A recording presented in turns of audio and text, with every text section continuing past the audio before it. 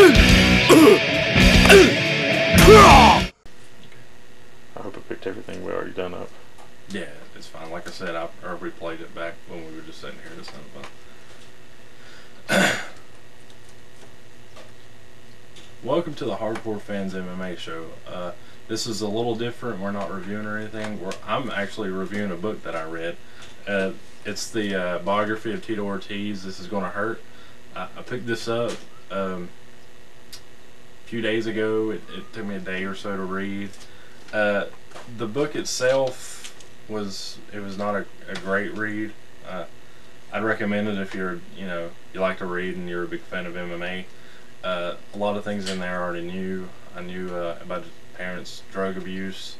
I knew that he had been in trouble a lot when he was younger. Nothing really big, stealing, assault, stuff like that. He ran with a gang called the F Troop. They're not like you would think of a gang like the Crips or the M13 or anything like that. They were just your regular, just you get on their turf, we're going to beat you up type of gang. He talks a lot about, he repeats a lot of things. Like he would say his parents didn't believe in, they believed in spanking, but they didn't believe in physically hurting the kids, like smacking them or punching them or beating them.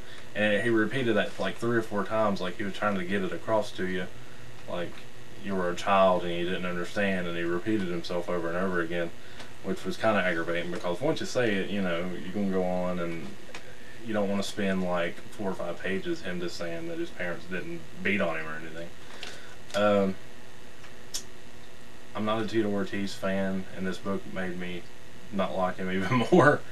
He talked a lot about like wanting more money. He talked a lot like him and Chuck Liddell were like best friends, and even Chuck Liddell himself said that they weren't that great of friends. He acted like the reason he didn't want to fight Chuck was because he wanted more money for him and Chuck, because he thought they deserved more money. And he thought that Chuck was just a company man, and he was just happy with a house and a few cars. And it's unfortunately, it just showed how much he wasn't there for the fighting. He was there for money, and it just made me like him less as a fighter. I mean, then he talked about his affairs and things that he'd done to his wife. They're on speaking terms. I mean, they're really good friends and everything, and they came to a mutual agreement about their child, which I guess was the grown-up thing to do. But then you met Jen and Jameson. He talks about it. That's something I just thought, they met and bam, they're together. But it was kind of neat, because when he met her, he was kind of shy. Like, that's the reason she like fell for him, was because he acted kind of like childish or whatever. But he talks about that, and it ends like I said, right after the Rashad Evans fight, he admitted to actually grabbing the fence. He didn't pit pat around that one, but he did the Couture fight, and he did the Chuck Liddell.